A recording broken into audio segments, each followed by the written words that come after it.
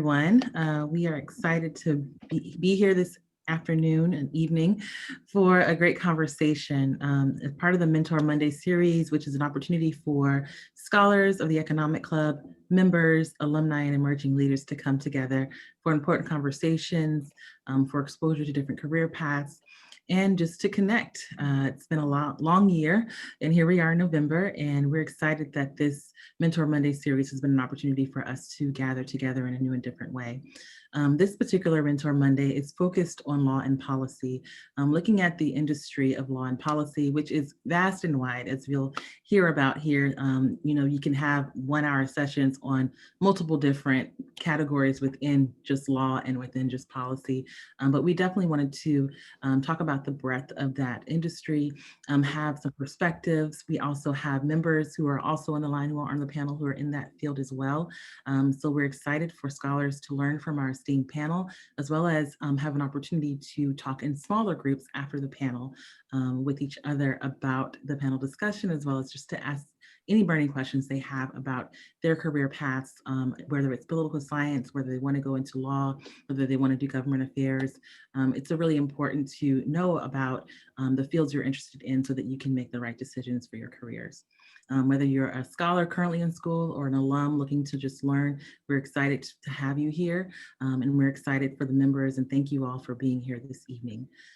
For this policy panel, for this law and policy panel, we have a wonderful moderator who I will introduce, and then she will introduce the panelists. Our moderator is Reniya Dinkins, who is a scholarship alumni of the David M. Rubenstein Economic Club Scholarship.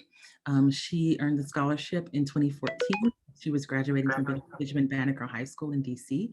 And then she matriculated at Columbia University, where she majored in political science and studied that field as well as sociology, and took advantage of the Economic Club's internship program, where she interned at Running Start, which is a nonprofit organization that strives to train women to engage and excel in politics on the local and global stage.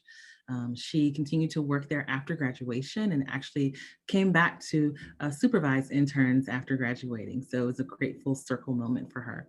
And currently, Reniya is a research assistant in the Metropolitan Policy Program at the Brookings Institution. This program's mission is to deliver research and solutions that help metropolitan leaders build an advanced economy that works for all. Reniya is also a member of the Economics Club's Alumni Leadership Council and mentors current students. We're excited to have her here, and so I'm going to hand it over to you, Reniya. Thank you. Thank you, Marissa. Hi, everyone. Welcome. Great that we have so many folks joining us this evening. And I also want to thank our two panelists for joining us. Before we get started, I just want to take a second to introduce the folks who we'll be talking to. So first we have Lance Mangum. He is an Economic Club emerging leader. And he also serves as the staff vice president for government affairs at FedEx Corporation.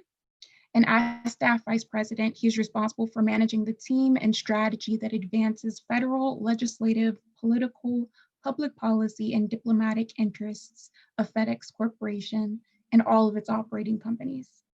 He and his team engage with members of Congress, White House and administration officials, and industry associations to advance the domestic and international transportation, tax, trade, and security issues important to FedEx. He's a 3-time recipient of the FedEx 5-Star Award, which is the company's highest employee achievement award. And Lance received his Master of Arts in Political Management from GW here in DC, where I am at least, and his Bachelor's of Arts in Political Science from North Carolina State University in Raleigh. Our second panelist who we have this evening is Pamela Rothenberg. She is an Economic Club member. Pam is a partner at Womble Dickinson, which is an international law firm. And she's also the founder of the firm's Impact Business Group, which is a leading team of more than 40 professionals in providing a complement of strategic and legal services at the cutting edge of the rapidly growing impact economy. She's also a leading national and regional practitioner in multifamily and mixed-use real estate transactions, and she has extensive experience in a wide range of complex commercial real estate transactions, including ground-up developments, acquisitions and dispositions, institutional equity investments, joint ventures, ground leases, and permanent and mezzanine financing. Pam also counsels companies on office, retail, and multifamily leasing transactions, commercial condominium regimes, and workouts of distressed real estate projects. Again, I want to thank our two very accomplished and esteemed panelists who are joining us this evening. And I want to start with a question to Lance. I kind of want to take it back to the beginning of your career. You began your political and public affairs career in your home state, North Carolina. Can you share more about how you, yes, let's do that. And can you share more about how you started this work and what made you decide to stick with it? Great, thank you, Reniya, and hope everyone is doing well. Thank you so much for having me. I had a unique interest in politics at a very young age. I was one of those weird kids who liked politics at the age of 10. And I volunteered on my first campaign at 10 years old. I was for a family friend running for a local school board. And I got the political bug and just sort of went on from there. I volunteered on campaigns throughout high school, college, worked at a political consulting firm, did a lot of races in North Carolina, as you mentioned, and then it just sort of parlayed, continued. But that's sort of, I got the bug early and didn't let go of it. Nice, thanks. And Pam, I want to switch to you. So as I mentioned, you work in multifamily and mixed use real estate as a lawyer. And so I'd love you to talk about considering both the transition to remote work and the impact that the pandemic has had on non-essential businesses, how you foresee your field changing over the next 5 to 10 years, and what young professionals interested in law should be aware of before entering the field, in your opinion. Thank you, Reniya. Thanks also for including me on this interesting discussion. I think it's going to be really different in some ways and really the same in others. I think that, the quicker we can all adjust to and be flexible in accommodating the new normal ... the better off we're all going to be. I think that students that adjust pretty readily and fastly to online classes will find the transition into practicing law, if that's what they end up doing online, it will just flow more easily for them. I do think we are going to be, especially professional service providers, in a remote mode or a remote choice mode for a long time. And I think those of us that, I've always sort of worked from home because I have kids and I, just find my life work balance easier to achieve when I'm working from home. And I also have an office in DC that I haven't seen in 9 months. But so I think that, it actually could be looked at as a blessing, or a curse, depending on your mindset. And I've just been trying to relook at it as a blessing. I think that we will see continuing remote work for people that are serving clients in a private sector law firm or in a big corporation like Lance. I think there's going to just be some work that you just could do anywhere. To me, I used to work out of my car with my phone and my laptop. Like, I don't need much else to get it done for the client.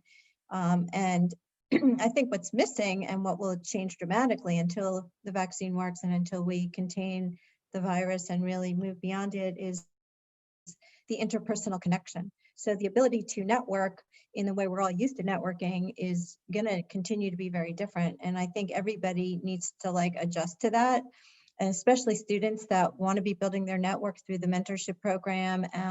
Now's the time to really master those skills. And when you have a chance to reach out or someone reaches out to you after a program, grab it and just build that network in any way you can. And it's not going to be the same as, someone taking you out for a coffee, or a lunch and really get to know them. I just adjust and them and get to know them a different way. But I think, the jobs are going to continue. I think there's a need for professional service, legal or otherwise, policy, government affairs. I think that need is continuing. It's just, and I think we can all, from a legal standpoint, provide it remotely. But I think there are innovations that'll come, and those of us that can't stand anymore will be the leading tip of the sword to figure out what that's going to be. But I think there will be aspects that'll be different and the aspects that will be the same. Thanks, Pam. And I do want to rewind a bit because you alluded to like how a lot of your job just requires your computer, laptop, and cell phone, but the interpersonal connection is missing. Can you actually just take a second to talk about what is it that you actually do on a day-to-day basis as a lawyer? So for my regular day job, which is what the firm sort of focuses on, I am a commercial real estate attorney. So that means I am doing transactional work, bringing people together to buy and sell or finance, so borrow and lend, or develop from the ground up, adaptively reuse, a mall, for example, and turn it into an apartment community in the middle of a retail center. So I spent a lot of time working on documentation, a lot of time negotiating, talking clients through how to solve problems when it comes up in a deal. But I am not a litigator. I do not fight with people. I have my contentious negotiations, but generally at the end of the day, the goal is to bring people together, have everybody be happy, and get on with it. Thanks. Thank you for that. Lance, I want to shift back to you and kind of ask you the same question before getting more into how the current pandemic has affected your day-to-day or your job, your work that you do. But can you just briefly discuss what is it that you're doing? I mentioned and briefly described your role, but can you just talk about what you really do on a day-to-day? Sure, thank you. And I'll kind of give this in sort of a pre-COVID and then how it's parlayed into COVID. It may be easier to explain. But I am in government affairs for FedEx. And so many of you on the call have probably heard of that word lobbyist. Some people don't like to use it, but I take pride in it. I love what I do. I am a lobbyist for FedEx. And so my job is to advocate public policy positions on behalf of FedEx. And that is our 500,000 employees, our over 650 airplanes globally, our 5,000 facilities, and all the 220 countries that we operate in and out of. My job focuses here in DC at the federal government. So getting to lobby and engage with members of Congress and their staff, the White House administration officials. This is sort of the Super Bowl of what I do. We're just following an election. We have a new government coming. So this is the time where you're trying to meet new people, connect with old friends, maybe going into the government, getting ready for the agenda for the next Congress, going to meetings, covering hearings. There's the lame duck session of Congress that says they're closing out business the end of the year. These are sort of normally busy times for what we do. And yet this year, we're doing a lot of it like this. We're doing a lot of it like Zoom. We're doing a lot of it on conference calls. And we were talking earlier, while we've certainly been able to, I think the lobbying industry has been able to, adapt to this.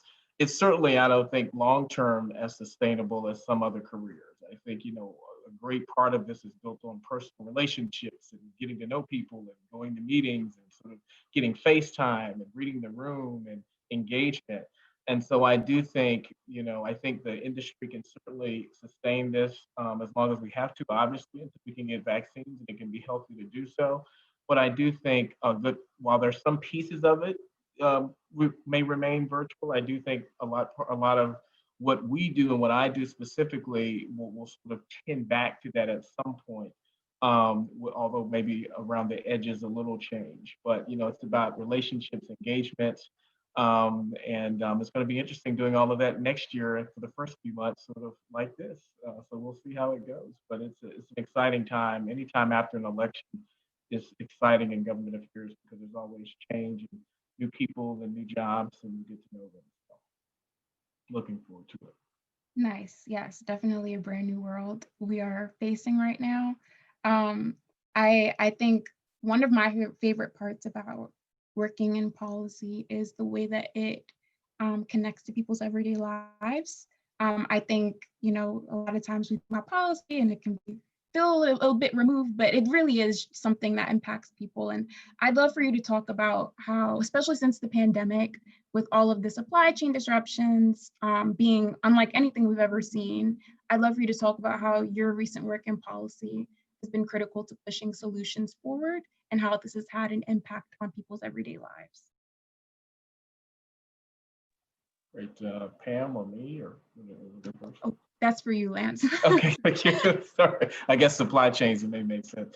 Well, let me say this. It's been unique because in sort of my normal day, I would be focused on tons of issues that may seem interesting to some, mundane to others, right? Tax policy, trade policy, transportation, all those issues.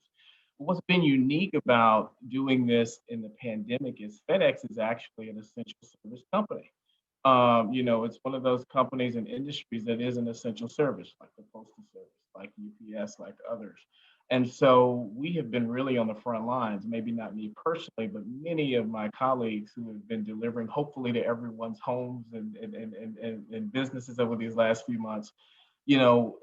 So the issues that we've had to deal with in terms of protecting our employees and making sure we have enough PPE, not only for our employees and our team members, but that, we have customers trying to ship loads and planes full of PPE, particularly in the early parts of the pandemic. And, we had to begin working with groups that we may not have worked with otherwise in the company, including operations and working with embassies because a plane full of PPE that a hospital had bought was held by customs. And how can we help get that cleared? So we, folks in my department, we were brought into a number of areas that we, quite frankly, had been doing before, even at FedEx, only because of this pandemic. And so it's been interesting in that regard. But because of what's made it unique in our case is because we're an essential service company, it's allowed us to not only do our day job in government affairs, but to try to make sure that our network can sustain the impact. And it's been a heavy impact that we've seen globally and certainly throughout the country as we try to ship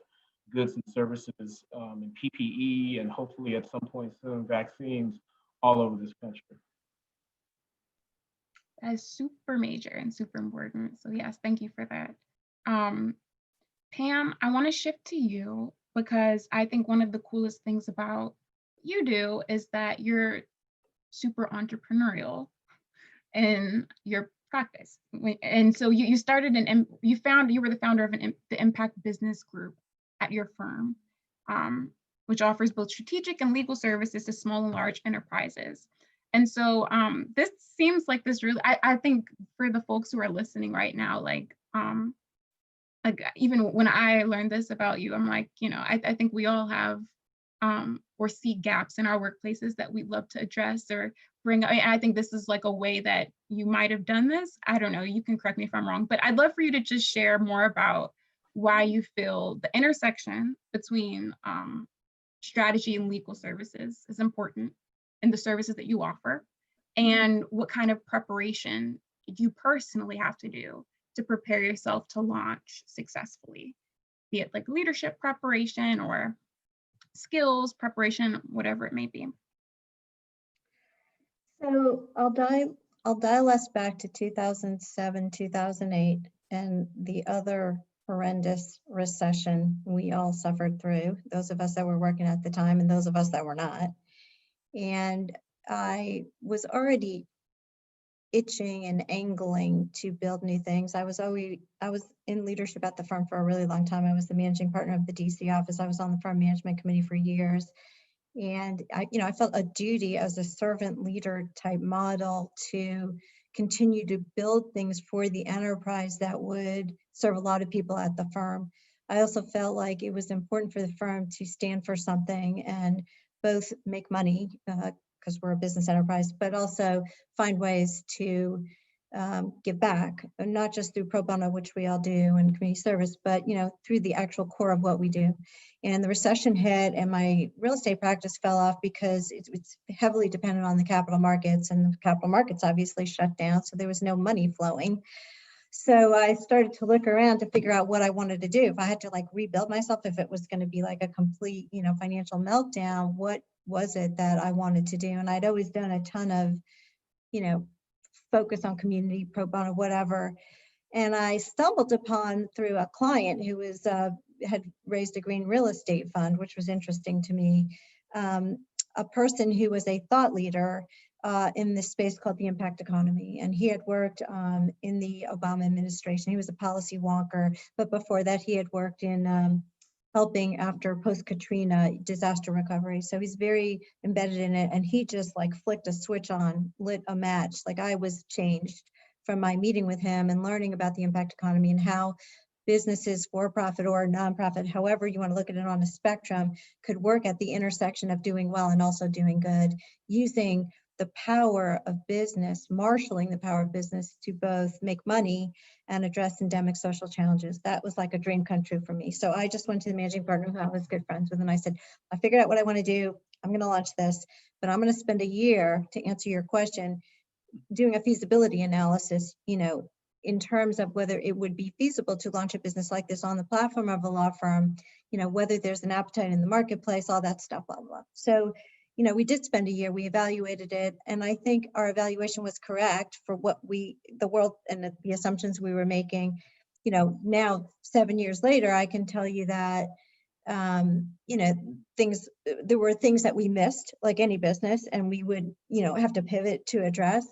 But it was an incredible learning experience. I feel like, you know, we did do tremendous work, and we won prizes for some new legal structures we built that would facilitate the flow of capital into companies, you know, working at this intersection. So it's been, you know, it's been very rewarding. I will say the people I have met just been tremendous. And the lesson I would say I learned as a builder kind of person is you can always build. And you called me entrepreneurial. I'm an entrepreneur wannabe. I was actually intrapreneurial by building inside the enterprise. And so that was a really interesting way to do it. I think, you know, for young lawyers that are coming into businesses, whether they're law firms or government affairs shops or whatever, the first thing to do is actually get technically proficient and be the absolute best you can be. You know, focus on it, because the legal world is an apprenticeship system. You don't learn how to practice law if that's what you're going to do in law school. You have to be apprenticed. You have to find people that really care about your development, just like you find mentors, you know, in the world through programs like the Economic Club's mentorship program. So first be the best you could be. And then when you have these like restless moments and you need to keep growing and building things, then turn your attention either intrapreneurially or entrepreneurially out to the world. That's really good advice. I like that. And I think it can apply for me, but also a lot of our other folks on this call. And I think that's also a perfect segue into thinking about career development, especially for our students who might be on this call and who are aiming to build successful careers in law or policy. Pam, I do want to start with you since we kind of are already on this train, but I'd like you to talk more about other career options of someone who wants to attend law school but doesn't wish to actually practice law. What would you say are some different roads that they could think about if they're thinking about applying for law school? So I'm not like Lance at all. Like I didn't know from age 10, like I wanted to be, you know, lawyer, real estate, whatever. Everything for me has been a process of elimination. So I went to law school because I couldn't figure out what else I wanted to do, given that a certain person, you know, got into the White House at the time, and I thought I was going to come down to Washington, you know, live on Capitol Hill and change the world. So I went to law school to, you know, get educated and get credentialed, and I hated law school. So if you go to law school and you hate it, it's okay. You don't have to love it. It sucks, personally. Find people that also will genuinely admit it sucks and just hang with them. It's vocational. You put your head down, you get through it. You come out, and then, you know, you end up with student debt. So you have to, you know, figure out what jobs you're going to take that are in the practical reality of life, you know, that allow you to pay off debt, but also, you know, do something you're interested in. I would say that the paths are endless that you can take. You can get that law degree and then go into business. You can get that law degree and go into government. You can get that law degree and go into nonprofit or philanthropy. You can, you know, work in an in-house legal department at a business. You can straddle being a lawyer and a business person. It's just endless. And I think, even if you work at the law firm for a little bit of time just to get, really good training, assuming you pick the right person that is going to be your advocate, because you cannot just go in and assume everyone's going to take care of you. Forget that. You have to be your own advocate and find people that will really care about you and make it their life's mission to make sure you're the best you can be. But once you find that, you can always branch out. You guys are lucky to be entering this in the gig economy period, and whatever the next word for that's going to be, you can do multiple things, you can switch around. And I think, I've always been someone who doesn't even see the mountain. If there's something I want to do, I just like sort of go do it. I think the law degree gives you a foundation to do that. It's credentialing. And then you can still just figure out what your passion is, where the opportunities are in the marketplace, and where your competencies are, like the intersection of what you truly care about, what you're really good at, honestly, and where there's a market opportunity. That's what I would be looking for. That's really good. And I think for the folks on the call, like maybe I've since decided that I do not want to attend law school, but good for you, baby. But I will say that for folks who are thinking about it, I think that really answers the question really well. What makes it worth it? What makes it worth it for me to go to law school? Yeah, and I think you did a really good job. So thank you for sharing that. And I think I want to shift, because we only have a couple more minutes before we open the floor for Q&A, to Lance. I want to ask you on the same thing, than thinking about career development. Before you were at FedEx, you were working at Capital One as in government affairs there. And so FedEx policy, I'm sure, might be, or you can also tell me if I'm wrong, I don't know, but might be very different than Capital One and the government affairs and policy, or it might be similar. But I'd love for you to talk about just, was it an easy transition from government affairs at Capital One to FedEx? And what skills did you bring with you that were important and key in both roles? Great, thank you. I will give you the political answer because I do politics. Yes and no. It was both. I would say it was both at the same time. It was funny to hear Pam talking about the financial crisis, because that's when I was at Capital One. I was during the financial crisis and lobbying for them. And so all of the banking regulations and credit card regulations and things that were sort of impacting the country, I was sort of right there. And I really enjoyed it. I learned a ton. It was certainly an interesting time to be doing this work. I'm full disclosure, sometimes in your career, you feel like you may hit a plateau in your job, right? You may get to a point where I've gone as high as I can probably go, as far as I can probably go. Maybe if I stay 10 years, I might grow again. But if I don't want to just sort of wait and steady that 10 years, maybe it's the time to jump and change. I kind of reached that point when I was at Capital One. I loved my job, had great people that I worked with, but I felt that if I really wanted to sort of grow and become more senior, I'd probably have to stay another maybe 10 years to get there. And maybe I was just a little impatient. So I started to, interview and talk to actually other financial services companies, because I was, that was the field I was in. I knew people in that field. It was an interesting time. And then an opening at FedEx appeared, and I knew that FedEx had sort of a storied reputation here in Washington for government affairs. It's a company, our CEO is very active. My boss is very active in the economic club, Gina Adams. She's a well-known quantity here in Washington, D.C. And so I thought, where would I have a chance to go work for such a global company, being an African-American, working for an African-American woman boss, which was so rare. I thought I would try it, and I was lucky that it worked out. And it was interesting when I interviewed with her, I kind of had that question like, hey, I come from a financial services background. How would that translate? There were certain similar issues I worked on. I worked on some tax issues from a government affairs and lobbying perspective. I worked on postal. FedEx had some similar interest in those, although in different variations. And, the key was, and she reminded me, is like, look, this job is about knowing the process, knowing the key players, having relationships in town. You can learn issues, you can learn transportation. If you can learn financial services, you can easily pick up transportation. But this is about, how can you help us? How can you navigate? How can you be a political strategist to help us navigate the policy and regulatory waters?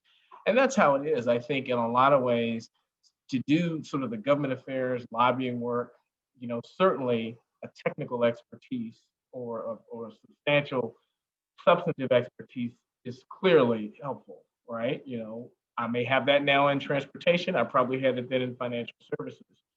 But it also depends on if you can know the process, and if you can know the players and how it works, and how the system works, and how governments engage, and how to communicate complex things and make them sort of simple for folks, particularly members of Congress and staffers who are rushing and don't have a lot of time to understand. If you can do that for one industry, that's very complex and break it down, you can also do it for another, just assuming you learn that industry. And so that's what I did. I sort of took the skills, the sort of fundamental political skills that I developed and learned, and how to communicate, how to message, how to connect, how to strategize, knowing the process and the rules, and how to get a bill or amendment passed.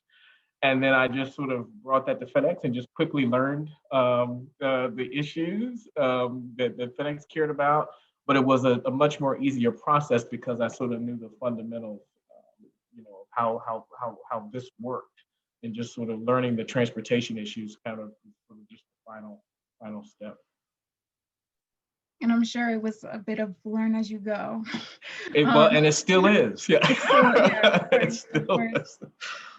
That's awesome. I want to open the floor to the folks on the call. If you have any questions, feel free to unmute yourself. But I know this is also kind of weird and awkward, being on a video call. So if you feel more comfortable writing it in the chat, any questions that you might have for our two panelists, we're totally open to that, and I can facilitate those as well. I want to give folks a chance. You can also use the raise your hand icon if that's helpful.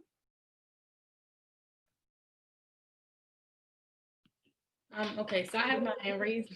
I'm Jamari Blakeney. I'm from Washington, D.C. I attend Virginia State University, where I major in sociology with a minor in political science.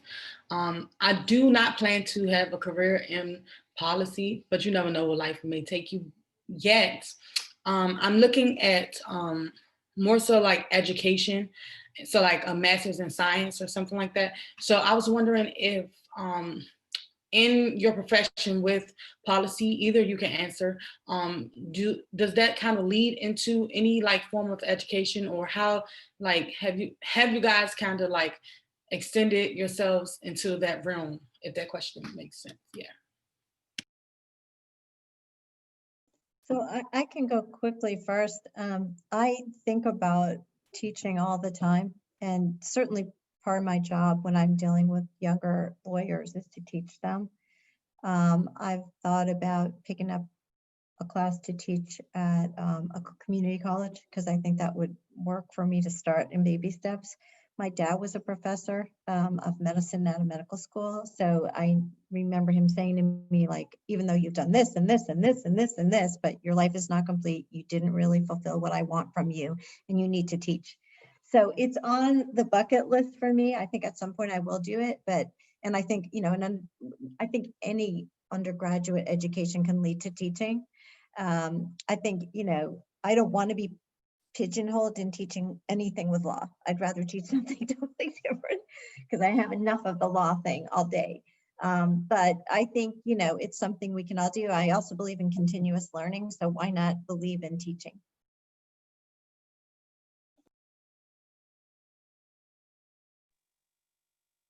That's awesome. Thanks, Pam. I think Carly Holmes has her hand up. Hi, my name is Carly Holmes. I am currently a junior at the University of Maryland, College Park. And I also went to Banneker, so that's cool. And my question, it kind of relates to the last question. I do want to get into education, but afterwards I want to get into education policy. What places in the DC area would you think might have good types of internships or information about people who want to get into education policy in the future?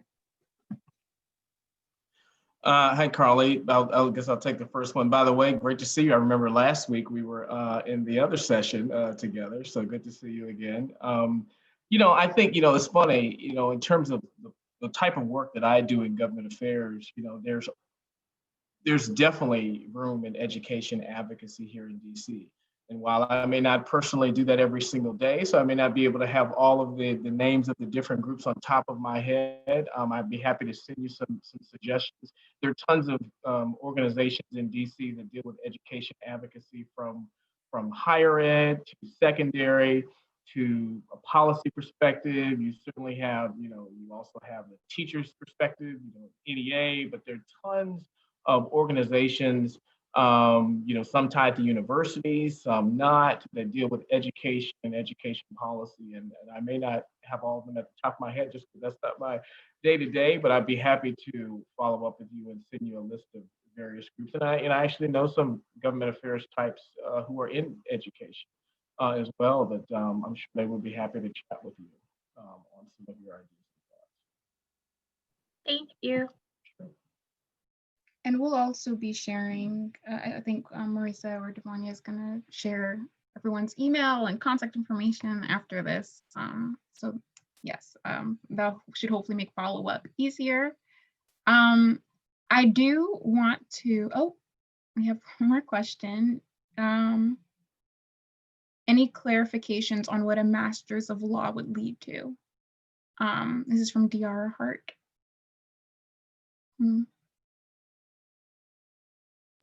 I'm not, I'll just say, I'm not sure what a master's of law. I know you can get a master's of taxation that amplifies your underlying law degree, but I don't know. I mean, Juris Doctor, JD, is what I think most people get coming out of law school. So I'm not sure what that is. I don't know if Lance knows what that is.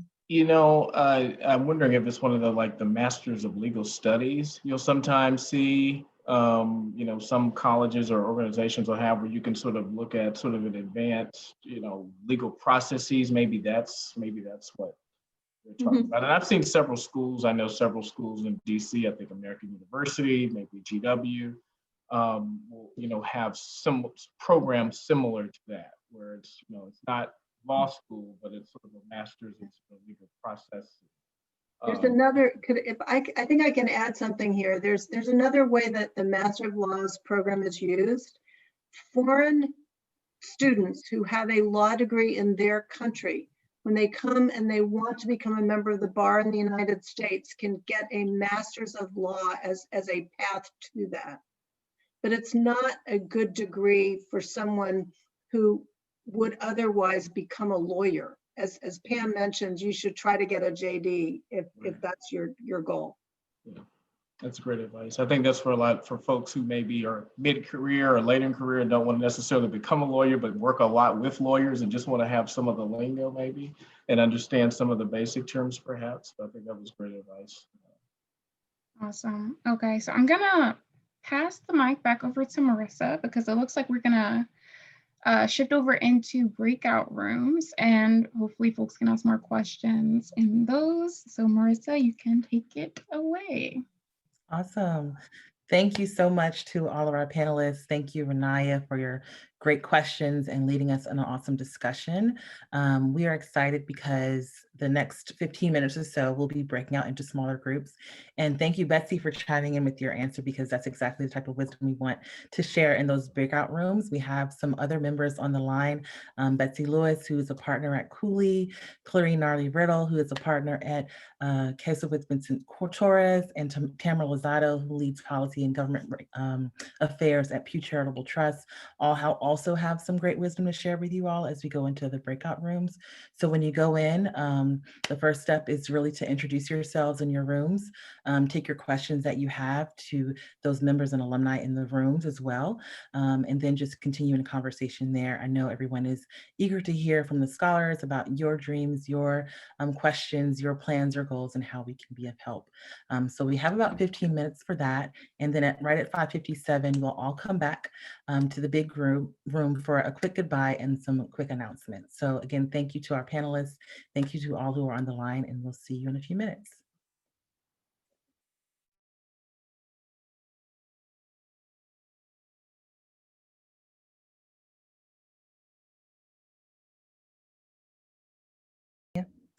Awesome. Thank you, Marissa. And thanks again to the moderator and the two panelists. I thoroughly enjoyed this event. So I just wanted to say that your feedback is valuable to us. And tomorrow you should be receiving a survey for you to complete. It's a short survey. I promise it won't take long. So if you can please just take a moment to go ahead and fill that out. Once you receive it, that'll be great. The scholarship application was launched today and the deadline is January 31st. So please spread the word to any high school that you may know that is attending school in DC. If you have any updated contact information, please send it over to us via email at education@economicclub.org. And if you have not already, please go ahead and follow us on social media. We currently have 3 platforms: Instagram, Twitter, and LinkedIn. And below you can see the handles at the bottom. On LinkedIn is actually a group. So if you can just search Economic Club of Washington, DC, Scholars to Leader, you should be able to just join the group from there. On these platforms, we are sharing updates about exclusive events and programming. So please join us and follow us. And I hope to see you all online. Thanks again.